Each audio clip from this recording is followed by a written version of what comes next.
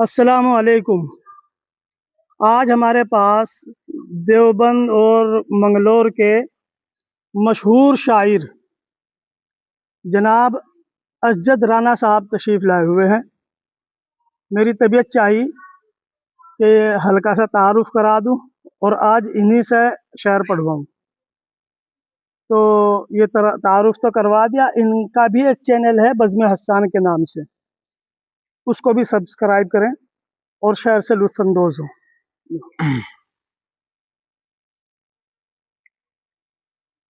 حکم کی تعمیل میں شعر پڑھتا ہوں۔